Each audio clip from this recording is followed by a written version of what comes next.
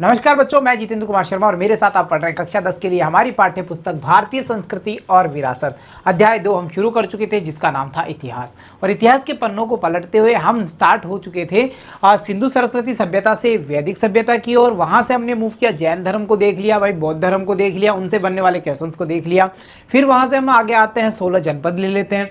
जनपदों का अध्ययन करते हुए हम आगे बढ़ते जाते हैं मध्यकालीन भारत की और अंत में हमने जो हमारा पिछला पार्ट खत्म किया था, यानी हम दिल्ली सल्तनत से जुड़ चुके थे और वहां के 4 सुल्तानों के राजवंशों को हमने देख लिया था। ठीक है बच्चों, आज हम हमारा स्टार्ट करेंगे भाग नंबर 6 और यहां पर हम समझने की कोशिश करेंगे मुगल वंश तथा मराठों का उत्थान एवं शिवाजी महाराज। अब आप ये समझ सकते हो कि इस पूरे टॉपिक्स की इंपॉर्टेंस क्या है। देखो, मुगलों की ओर हम चलेंगे, फिर हम उनके पैरेलल ये देखेंगे कि मराठों का उत्थान किन कारणों से हो रहा है, और फिर शिवाजी महाराज की जीवनी को हम टच करेंगे। यहां से अगर हम बात करें हमारे ओपन स्कूल एग्जाम्स की, तो पिछली वाली जो एग्जाम्स थी वहां पे आपको सीधा सीधा एक 8 नंबर का बड़ा क्वेश्चन देखा था कि मुगल साम्राज्य के बारे में टिप्पणी लिखिए, वर्णन कीजिए विस्तार से। तो सीधा सीधा प्रश्न पूछता है। पिछली बार मुगल पूछ लिए, हो सकता है आपकी बार मराठों के उत्थान को लेकर के आप समझते क्या है, शिवाजी महाराज के बारे में बताइए, यहां से प्रश्न हो। तो चलिए शुरू करते हैं भाग नंबर 6, जिसमें सबसे पहले हम देखेंगे मुगल वंश। बच्चों, 4 सल्तनत के जो सुल्तान थे, काल थे, वो हमने देख लिए थे। सबसे पहले गुलाम देख लिया था, खिलजियों का अध्ययन किया, तुगलक के बारे में समझा, और अंत में हमने लोधी वंश को भी देख लिया था। हरिहर और बुक्का को लेकर के हमने विजयनगर साम्राज्य की स्थापना भी कर दी थी। क्यों कर दी थी? क्योंकि उस समय हमें कृष्णदेव राय को पढ़ना था, वो चीजें भी हम समझ चुके थे। तो अब हम पढ़ेंगे मुगल वंश। अगर हम मुगल वंश की बात करें बच्चों, तो 1526 ईस्वी में भारत में मुगल शासन की स्थापना बाबर ने कर दी। और कब कर दी भाई? इब्राहिम लोदी को हरा दिया। इब्राहिम लोदी वाले युद्ध में जो हमने देखा था, युद्ध में उन्होंने इब्राहिम लोदी को हरा दिया 1526 में, और यहां पर हमारे मुगल शासन की स्थापना हो गई। अब देखो बच्चों, अगर बाबर की बात करें तो इसके लिए एक लाइन होती है कि मंगोलों की क्रूरता और तुर्कों की दृढ़ता का इसमें सम्मिश्रण था। कैसे था? देखो, इनके जो पिताजी थे तो वो तैमूर वंश से रिलेट करते थे, तुर्क वंश से रिलेट करते थे, और इनकी जो माता थी वो मंगोलों की थी। तो हम ये कह सकते हैं इसमें मंगोलों की क्रूरता भी भरी हुई है और तुर्कों की तरह दृढ़ निश्चयी भी है। भाई, ये जो करना है तो करना ही है। इसी वजह से हम देखते हैं कि इसने जो भी युद्ध किए हैं मैक्सिमम वो सब जीते ही थे। आगे, पंजाब विजय के बाद बाबर दिल्ली की ओर बढ़ा और पानीपत के मैदान में युद्ध की तैयारियां प्रारंभ कर दी। अच्छा, ये देखो, सोचने वाली बात है ना, जा रहा है दिल्ली, और युद्ध कहां हो जाता है? हरियाणा और दिल्ली करनाल के पास में जो पानीपत का मैदान है वहीं युद्ध क्यों हो जाता है? तो बच्चों, इसका एक ही कारण है कि जो दिल्ली की प्रोटेक्शन है वो पहाड़ी इलाकों से होती है, और उसके पहले जस्ट हरियाणा में ये पानीपत वाला मैदान पड़ता है। और जहां भी दिल्ली की तरफ कोई भी सेना जाती थी तो दिल्ली की जो सेना थी वो क्या करती थी? पानीपत के मैदान में उसे रोकने की कोशिश करती थी। और इसी कारण जितनी भी लड़ाइयां होंगी वो कहां हो रही हैं भाई? ज्यादातर पानीपत के मैदान में। इब्राहिम लोदी बाबर को रोकने के लिए एक बड़ी सेना लेकर पानीपत के मैदान में आ डटा, और इस युद्ध में इब्राहिम लोदी मारा गया। तो पानीपत का युद्ध हो गया, इब्राहिम लोदी समाप्त हो गया, बाबर ने 1526 में विनिंग कर ली है। चलो, इसके बाद देखो, 17 मार्च 1527 को खानवा के मैदान में राणा सांगा और बाबर के मध्य युद्ध हुआ, जिसमें भी बाबर को सफलता मिल गई। 25, 27, समझ रहे हो आप? कंटिन्यूटी, इसकी दृढ़ता की वो देखो कि हर युद्ध कर रहा है और जीतते जा रहा है। तो यहां से प्रश्न वन लाइनर देखो, खानवा का युद्ध कब हुआ? नहीं पूछेगा, फिर भी याद रख लेना 1527 में। किन किन के मध्य हुआ? पूछ सकता है, राणा सांगा और बाबर के मध्य हुआ। इस युद्ध में बाबर ने तुलुगमा पद्धति का प्रयोग किया था। अब ये तुलुगमा पद्धति क्या है? ज्यादा इंपॉर्टेंस नहीं है, फिर भी याद रखो। इसमें क्या किया जाता है? अपनी पूरी फोर्स को ना डिवाइड कर दिया जाता है। कोई उत्तर से अटैक करेगा, कोई दक्षिण से करेगा, कोई राउंड बना के घेरेगा, कोई कहां से अटैक करेगा। कहने का मतलब यह है कि शत्रु सेना को चारों तरफ से घेर लिया जाता है, और ये एक युद्ध की पद्धति है। ठीक है, चलो। इसके बाद उसने 1528 में मालवा क्षेत्र में चंदेरी के राजा मेदिनी राय को भी हरा दिया। अरे भाई, ये तो कंटिन्यू जीतता ही जा रहा है। फिर बाबर की मृत्यु के बाद उसका पुत्र 1530 में हुमायूं 23 वर्ष की आयु में सिंहासन पर बैठ जाता है। बाबर का पीरियड खत्म हुआ। ठीक, बाबर को लेकर के टिप्पणी पूछेगा, सीधी सीधी बात करना है, कहां से आ रहा है? माताओं और पिताओं के बारे में थोड़ा सा बताना है, मंगोल वंश से और तुर्क वंश से रिलेट करता है। फिर हम साथ में ये भी बता देंगे इसने क्या किया, तुलगुमा पद्धति का भी सर्वे पहले प्रयोग कर लिया है, इसने जो जो युद्ध किए हैं उनकी डिटेल्स हम यहाँ थोड़ी सी मेंशन कर देंगे। इसके बाद में देखो अब हुमायूं से मिल लेते हैं। 1539 ईस्वी में चौसा नामक स्थान पर अफगान शेर खां एवं मुगल सेना के मध्य युद्ध हो जाता है। तो चौसा का युद्ध अफगान शेर खां के बीच में और मुगल सेना के बीच में। तो मुगल सेना में उस समय कौन था भाई, जाहिर सी बात है हुमायूं था ना। तो देखो हुमायूं वहां से भाग जाता है, घबरा गया भाई, सेना तितर बितर हो गई, वो वहां से भाग जाता है और उसकी जान निजाम रुक्का नामक एक भिस्ती ने बचाई। शेर का विजय हो जाता है और उसने इसी युद्ध के बाद में यानी चौसा के युद्ध के बाद में एक उपाधि धारण कर ली जिसे कहा जाता है शेर शाह, यानी शेर शाह। ठीक समझ गए, सुल्तान को हरा दिया भाई दिल्ली सल्तनत वालों को, तो अब ये क्या बन गया, शेर शाह बन गया। अब देखो 1540 ईस्वी में कन्नौज युद्ध में शेरशाह ने फिर से हुमायूं को हरा दिया। हुमायूं बैठने वाला थोड़ी था तो सुल्तान ना, तो वो भी चाहता था कि मैं आऊं और मेरी दिल्ली को वापस प्राप्त करूं। तो उसने फिर से एक युद्ध किया और उसका नाम था कन्नौज का युद्ध। दूसरा प्रश्न नोट कर लो, कन्नौज का युद्ध किन किन के मध्य हुआ, शेरशाह और हुमायूं के मध्य। विजय कौन रहेगा, शेरशाह रहेगा। फिर आगे की स्थिति देख लेते हैं। दीर्घ निर्वासन बहुत समय तक बाहर रहने के बाद में हुमायूं ने अपने सेना नायक बैरम खां के नेतृत्व में 1555 ईस्वी में मच्छीवाड़ा एवं सरहिंद युद्ध में दिल्ली के शासक सिकंदर शाह को परास्त कर उससे दिल्ली का तख्त पुनः प्राप्त कर लिया। अब सिकंदर शाह की बात हो गई, शेरशाह का शासन चला गया है। सिकंदर शाह को कौन हरा रहा है, हुमायूं। किस युद्ध में हरा रहा है भाई, मच्छीवाड़ा और सरहिंद के युद्ध में, और उसको दिल्ली का शासन पुनः मिल जाता है। 1556 में पुस्तकालय यानी पोथी खाने की जो सीढ़ियां थी उससे फिसल करके वो गिर जाता है हुमायूं, और बेचारा पूरी किताबें भी नहीं पढ़ पाया और इस दुनिया से चला गया। तो पुस्तकालय की सीढ़ियों से फिसल करके किसकी मृत्यु हो जाती है भाई, हुमायूं की मृत्यु हो जाती है। दो राजाओं के शासन यहां खत्म हो जाते हैं। इसके बाद में क्या होता है देख लो। हुमायूं के बाद जलालुद्दीन मोहम्मद अकबर कालानूर में गद्दी पर बैठा। 5 नवंबर 1556 को अकबर की सेना की तरफ से बैरम खां एवं हेमू के मध्य पानीपत का द्वितीय युद्ध हो जाता है। पहला युद्ध इब्राहिम लोदी वाला हम देख चुके हैं, अब द्वितीय युद्ध की बात कर रहे हैं। तो बैरम खां कौन है भाई, सेनाध्यक्ष है। किसकी तरफ से लड़ रहा है, मुगलों की तरफ से लड़ रहा है। राजा कौन उस समय का, उस समय के बादशाह की बात करें वो अकबर है। और बैरम खां और हेमू के मध्य पानीपत का द्वितीय युद्ध हो जाता है। हेमू विजय के करीब ही था कि उसकी आंख में तीर लग गया। बात रटने की नहीं है, बस ये तुम्हें सुनना है कि क्यों हार गया भाई। वो उसके तीर वीर लग गया आंख में, तो वो वहां से हार जाता है। सेना में भगदड़ मच जाती है, हेमू को बंदी बना लिया जाता है और उसकी हत्या कर दी जाती है। तो द्वितीय युद्ध का परिणाम पूछा जाएगा। पानीपत का द्वितीय युद्ध किन किन के मध्य हो गया, बैरम खां और हेमू के मध्य। विजयी कौन रह रहा है, बैरम खां यानी मुगल ही रह रहे हैं। 2 युद्ध खत्म होते हैं। चलो अब देखो, अकबर का सबसे बड़ी बात यह थी कि वो साम्राज्यवादी था, वो एक जगह बैठने वाला नहीं था। क्यों नहीं था भाई, बाबर का वंशज था ना, और बाबर की आदत थी, क्रूरता भी थी उसमें और दृढ़ता भी थी। पर अकबर साम्राज्यवादी था और उसने क्या किया, कई सारी नीतियां अपनाई। किसी से युद्ध किया, किसी से रिलेशंस बनाए, तो उसने कईयों के साथ समझौते संधियां भी की और इस प्रकार से अपने साम्राज्य को बढ़ाता रहा। परंतु उसके सामने परेशानी कब आ गई, जब उसका सामना हो गया महाराणा प्रताप से, और महाराणा प्रताप ने समझौता करने से, संधि करने से, स्वीकार करने से मना कर दिया कि भाई स्वीकार नहीं है हमें। तो अप्रैल 1576 में अकबर ने आमेर के कुंवर मान सिंह और आसफ खां के नेतृत्व में एक शक्तिशाली सेना प्रताप पर आक्रमण करने के लिए भेज दी। जाहिर सी बात है, जब राजा की कोई बात नहीं मानेगा तो क्या होगा, युद्ध होगा। और युद्ध में क्या होता है, युद्ध में राजा खुद नहीं गया। अकबर बड़ा समझदार था, वो खुद नहीं गया और उसने क्या किया, जो अपने आमेर के कुंवर मान सिंह थे उनको और आसफ खां को नेतृत्व दे करके कि भाई तुम लीड करोगे, तुम जाओ, तुम्हारा काम है, एनी आओ कैसे भी जीतो, मुझे महाराणा प्रताप का समर्पण चाहिए।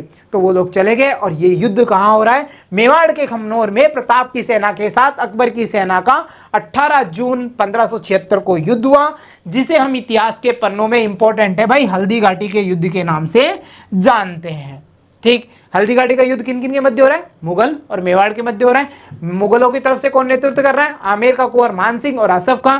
मेवाड़ की तरफ से कौन है भाई, महाराणा प्रताप की हम बात कर लेंगे। कहां हो रहा है ये हल्दी घाटी वाला काम, ये मेवाड़ के खमनोर में हो रहा है। इतनी सब बातें याद रह जाएंगी, यही सारे प्रश्न है यहां से। ठीक, चलो इसके बाद में देख लो, दूरगामी परिणामों की दृष्टि से इस युद्ध में राणा प्रताप की विजय हुई, क्योंकि अकबर की सेना न तो उसे पराजित कर पाई और न ही बंदी करना पाई।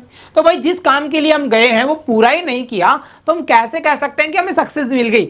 आसफ का क्यों आया था, कुंवर मान सिंह क्यों गया था कि भाई अकबर ने कहा है कि महाराणा प्रताप का समर्पण लेके आओ, मुझे उससे समझौता चाहिए, वो कैसे भी मेरे अंडर आए, ये चीज मुझे चाहिए। किसने कहा, अकबर ने कह दिया। अब वहां यह युद्ध भी हो गया। पर इस युद्ध का परिणाम क्या रहता है कि ना तो अकबर की सेना उसे पराजित कर पाती है महाराणा प्रताप को, और ना बंदी बना पर पाई और लौट गई। तो हम ये कह सकते हैं कि इस युद्ध में राणा प्रताप की विजय हो गई। ठीक है, इस प्रकार अकबर की मेवाड़ को अधीन करने की इच्छा कभी पूरी नहीं हो पाई, तो महाराणा प्रताप तो स्वतंत्र ही रहे। देखो, अब वह राणा को जीवित या मृत नहीं पकड़ पाया। अकबर की मृत्यु के बाद जहांगीर बादशाह बन जाता है।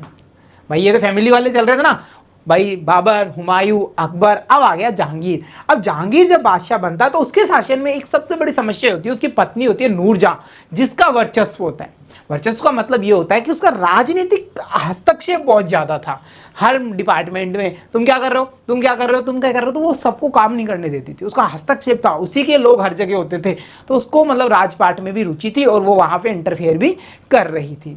फिर देखो, जहांगीर की मृत्यु के बाद में शाहजहां बादशाह बना और आगरा के सिंहासन पर बैठ गया। अब ये कैसे होता है, ये इतना इजी नहीं था शाहजहां के लिए, यानी हम अगर बात करें जिसका बचपन का नाम खुर्रम था, खुर्रम के लिए इतना इजी नहीं था। क्यों नहीं था? देखो कि भाई उसके में उसकी जो माता थी उनका इंटरफेयर खूब ज्यादा चल रहा था, विरोधी खूब ज्यादा हो गए थे। तो भी एक सबसे बड़ी समस्या ये आती है कि 1657 में शाहजहां को एक गंभीर रूप से बीमारी लग जाती है। अब वो बीमार हो गया तो उसने क्या किया, जीवित रहते हुए अपना जो सिंहासन था वो उसका दारमदार दारा शिकोह को दे दिया। भाई दारा शिकोह को दे दिया। अब यहां से जो प्रॉब्लम थी मुगल साम्राज्य की, हम ये कहें कि जब दिया बुझने से पहले एक बार जोर से जलता है ना, वो वाली चीज आएगी। अब यहां से कैसे आएगी, खुर्रम ने यानी शाहजहां ने क्या किया, दारा शिकोह को अपना साम्राज्य का भार दे दिया, परंतु इससे उसके जो अन्य पुत्र थे जैसे सूजा, औरंगजेब, मुराद, ये उत्तराधिकार के लिए युद्ध करने को तैयार हो गए। और इसी को हम इतिहास के पन्नों में कहते हैं कि उत्तराधिकारी युद्ध, ऐसा शब्द मिलेगा। तो उत्तराधिकारी युद्ध किस किस के बीच में हो रहा है, शाहजहां की जो संतानें हैं, दारा शिकोह की बात करें, हम सूजा की बात करें, औरंगजेब की बात करें, मुराद की बात करें, इन सबके मध्य होने वाला है। अब युद्ध होगा, जो जीतेगा वो राजा बनेगा। पर इस युद्ध की भयावहता देखना आप, उत्तराधिकारी युद्धों में औरंगजेब की विजय हो गई। भाई अब आ गया औरंगजेब, हाँ, क्रूर शासक के नाम से बहुत सुना होगा ना, ऐसा कर दिया वैसा कर दिया। हाँ, औरंगजेब की विजय हो जाती है और औरंगजेब क्या करता है, 1658 में गद्दी पर बैठ जाता है। और गद्दी पे बैठते हुए क्या करता है, सबसे पहले पिता को उठाता है, भाई तूने मेरे को राज्य क्यों नहीं दिया, मैं काबिल था तभी तो मैं जीत के आया हूं, तो देखो आपने मेरे को राज्य नहीं दिया, तो अब मैं बदला लूंगा। तो उसने सबसे पहले शाहजहां को बंदी बना लिया, अपने भाइयों दारा, मुराद और सूजा की भी हत्या कर दी। कितना घृणित कार्य कर दिया इसने, यहां पे आप देख सकते हो। इसने अपने भाइयों दारा, मुराद और सूजा तीनों की हत्या कर दी और अपने पिता को बंदी बना लिया।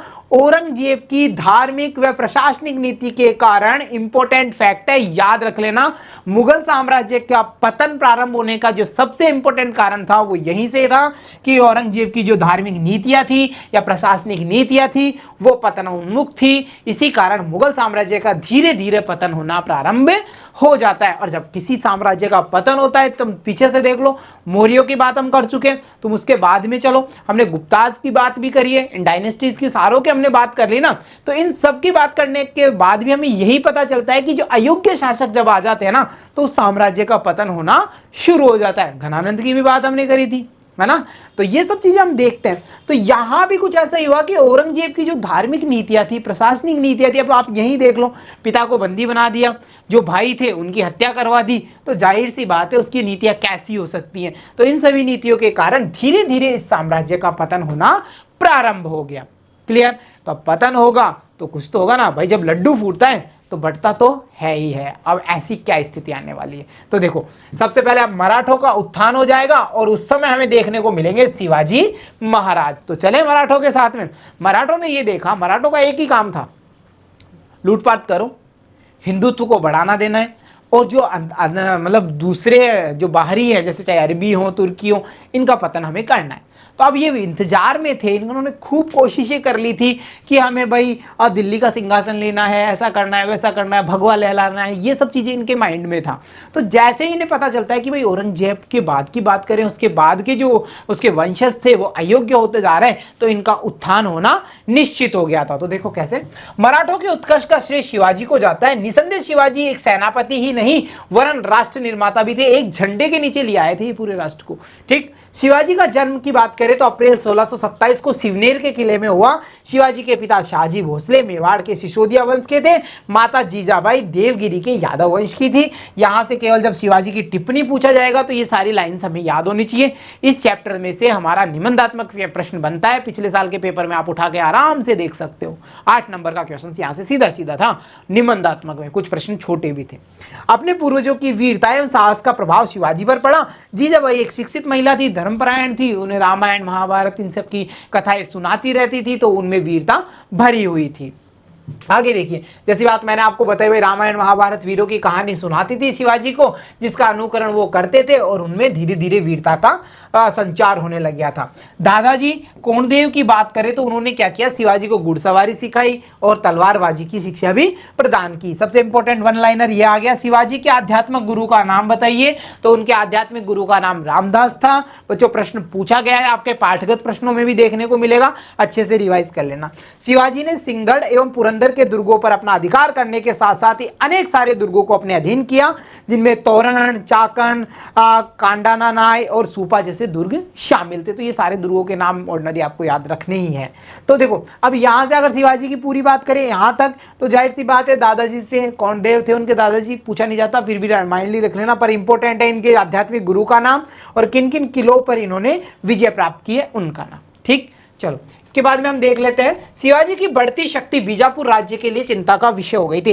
भाई जब हम पांडव वंश की बात कर रहे थे या पांडेय वंश की बात कर रहे थे, तो वहां पर हमने चेर और चोलों को भी देखा था। जब एक साम्राज्य बढ़ता है ना तो दूसरों की आंखों में खटकता है। ऐसा ही मराठों के साथ था। जब मराठाओं की शक्ति बढ़ रही थी, यानी शिवाजी महाराज की शक्ति बढ़ रही थी, तो बीजापुर राज्य के लिए वो चिंता का विषय बन रही थी। और जब कोई चिंता का विषय किसी के लिए बनता है तो उसका एक ही सॉल्यूशन होता है, क्या, कि सामने वाले को गिरा दो। तो ऐसा ही कुछ प्लान बनाता है बीजापुर का अफजल खान। बीजापुर के अफजल खान ने क्या किया, देखो, धोखे से शिवाजी का वध करने की योजना बनाई और शिवाजी को इस बात का पता चल गया। तो इस बात का जब पता चल गया तो उसका क्या होता है, भाई कोई हमें मारने आ रहा है, हमें पता है भाई वो हमें मारने आ रहा है, तो हम क्या करेंगे, पहले से तैयार रहेंगे। तो कुछ ऐसा ही शिवाजी ने किया और अफजल खान जब मारने का प्रयास करता है तो इससे पहले ही शिवाजी उसे मार देते हैं, उसका वध कर देते हैं। उधर मुगल सम्राट औरंगजेब भी शिवाजी की बढ़ती ताकत को रोकना चाहता था। अब आएगा मुगल और मराठाओं का संघर्ष। देखो बच्चों, यहां पे त्रिशंकु बनने वाला था,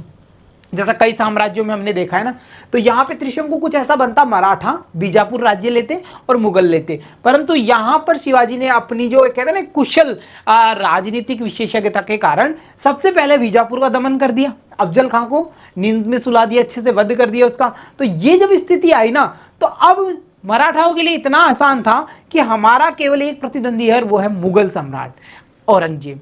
तो अब मुगल और मराठाओं का जो हम कहें कि युद्ध होने वाला है, उसमें परिणाम क्या निकलेंगे उनको भी हम आगे चर्चा कर लेंगे। तो देखो बच्चों, उसने शिवाजी को मुगल शासन का अधीन करने हेतु शाइस्ता खां को भेज दिया कि भाई शाइस्ता खां आप जाओ, एक संधि का प्रस्ताव ले जाओ, समझौता के ले जाओ, वो हमारे अधीन हो जाए शिवाजी, तो ठीक है, नहीं तो युद्ध होना है। शिवाजी ने 1663 ईस्वी में शाइस्ता खां के पुणे स्थित लाल महल पर आक्रमण कर दिया। शाइस्ता खां वहां से भाग गया।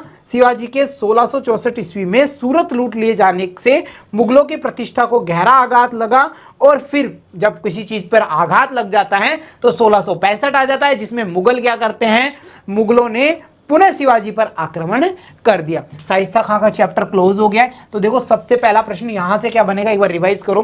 देखो थ्योरीज का इसलिए जरूरी है बच्चों, इस चैप्टर में आप ये सोच रहे होंगे इतनी सारी थ्योरीज आ रही है, थ्योरीज इसलिए जब जरूरी है, अगर हम इस चैप्टर का एनालिटिक करते हैं, पिछले साल का पेपर देखते हैं ना, तो प्रश्न कुछ ऐसे बनते हैं जहां हमें इस थ्योरी की नीड पड़ती है। कैसे, मुगल साम्राज्य के पतन और मराठाओं के उत्थान को लेकर के समीक्षा कीजिए, जिसमें शिवाजी का क्या रोल है, ये बात आई, तो हमें सारा कुछ बताना पड़ेगा। ठीक, तो ये ऐसी समरी हमारे लिए बहुत काम की होती है। पॉइंट टू पॉइंट जो हमें हाईलाइट, जिन चीज़ों को हमने हाईलाइट किया है, वो हमारे वन लाइनर क्वेश्चंस को क्लियर करेंगे। जैसे शिवाजी को मुगल शासन के अधीन करने के लिए औरंगजेब ने समझाइश के लिए सबसे पहले किसको भेजा, शाइस्ता खां को भेजा। शाइस्ता खां आ गया, ठीक है। शाइस्ता खां के पुणे स्थित लाल महल पर आक्रमण शिवाजी ने कर दिया और शिवाजी ने सूरत को लूट भी लिया। तो मुगलों ने क्या किया, नेक्स्ट ईयर ही उन पर आक्रमण कर दिया। अब परिणाम भी देख लो, शिवाजी और मुगलों के मध्य फिर हो जाती है पुरंदर की संधि। तो ये वाला इंपॉर्टेंट फैक्ट है, टिक कर लेना। शिवाजी और मुगलों के मध्य हुई थी पुरंदर की संधि, परंतु शिवाजी तो ठहरे शिवाजी, उन्होंने क्या किया, 5 वर्ष पश्चात शिवाजी ने पुनः सूरत को लूट लिया और सन 1674 में उन्होंने रायगढ़ को अपनी राजधानी बना करके वैदिक रीति से राज्याभिषेक करवाया और 1680 में शिवाजी का निधन हो गया। तो यहां पे शिवाजी की चैप्टर को हम क्लोज करते हैं। तो देखो, अगर हम मुगलों की बात करेंगे तो मुगलों के पतन का एकमात्र कारण यही था कि जो पिछले शासक थे, उनके पिछलग्गू यानी जो अंतिम वंशज थे, वो अयोग्य थे। उनकी धार्मिक और प्रशासनिक नीति ऐसी थी जो जनता की विरोधी थी, और साथ ही साथ उनके पैरेलल की बात करें तो उस समय मराठाओं का उत्थान हो रहा था, और इसी वजह से हम कहते हैं मुगलों का पतन होना शुरू हो गया। मराठाओं के उत्थान की हम बात करेंगे तो शिवाजी महाराज का योगदान हम भूलेंगे नहीं, और जब हम शिवाजी महाराज को पढ़ रहे हैं तो हमें यह पता होना चाहिए कि जो पुरंदर की संधि है उसका क्या रोल है, शाइस्ता खां क्यों आया था, किसके काल में आया था, ये सब चीजें हमें अच्छे से याद हो जानी चाहिए। तो चलो अब देख लेते हैं कुछ पाठगत प्रश्न। विजयनगर साम्राज्य के संस्थापक कौन थे? और मेरे हिसाब से ये हमारे लिए इतना मुश्किल नहीं होगा, क्योंकि हरिहर और बुक्का के बारे में हमने पढ़ लिया था। हरिहर और बुक्का ने इस साम्राज्य की स्थापना कर ली थी। राय कृष्णदेव राय के बारे में भी हमने यहाँ पे जान लिया था। अगला जो एक लाइनर क्वेश्चन बनता है, बाबर ने खानवा के युद्ध में कौन सी पद्धति से युद्ध किया था? और उस पद्धति का नाम बिल्कुल रट लेना भाई, तुलुगुमा पद्धति है। थोड़ा अटपटा सा शब्द है, तुलुगुमा, तुलुगमा कैसे भी बोल सकते हो, बट रट लेना इसको, ये पूछा जा सकता है, वन लाइनर क्वेश्चन है। और इस पद्धति के बारे में मैंने आपको ऑर्डिनरी बता दिया कि भाई एक तरीके से अपनी पूरी सेना को कई सारे पार्टीशंस में डिवाइड कर देना और फिर धीरे धीरे उसका यूज करते हुए अपने सामने वाली सेना को परेशान कर देना, याद रह जाएगा। चलो इसके बाद में देखो, अगला प्रश्न कह रहा है, किस युद्ध के बाद शेर खान ने शेरशाह की उपाधि धारण कर ली? अरे भाई हुमायूं के पास चले, जब शेरशाह की बात हो रही है, शेर खान की बात हो रही है, हुमायूं के पास चलते हैं। और फिर हमें याद आ जाना चाहिए चौसा का युद्ध, जिसमें हुमायूं भाग गया था, है ना। तो हुमायूं भाग गया, चौसा का युद्ध हुआ, शेर खान ने शेरशाह की उपाधि धारण कर ली। और इसके बाद में हम अगर बात करें अगले प्रश्न की, तो हमारा अगला प्रश्न है, शिवाजी के आध्यात्मिक गुरु का नाम बताइए। देखो आगे ना सेम, तो शिवाजी के आध्यात्मिक गुरु का नाम हम आसानी से बता सकते हैं, उनका नाम था रामदास। तो बच्चों ये था हमारा मुगल वंश, जहां हमने मुगल वंश को लिया, बाबर से लेकर के हम औरंगजेब तक की बात कर चुके हैं, उनके पतन के कारणों को देख चुके हैं, साथ ही साथ बाबर ने कौन कौन से इंपॉर्टेंट युद्ध किए वो सारे याद रखने हमें। हुमायूं का जो चौसा का युद्ध है वो हमें अच्छे से याद रहना चाहिए, मच्छीवाड़ा उनको हम एक बार इग्नोर कर सकते हैं। और इसके बाद में हम बात कर लेते हैं मराठाओं की, जहां पुरंदर की संधि को लेकर के हमें कोई डाउट नहीं होना चाहिए। तो यहाँ पे हमने आज के पार्ट में देखा मुगल वंश, मराठाओं का उत्थान और शिवाजी महाराज के बारे में। उम्मीद करता हूँ सारे टॉपिक्स आपको क्लियर हो गए होंगे। मिलता हूँ आपसे अगली कक्षा में, तब तक के लिए धन्यवाद।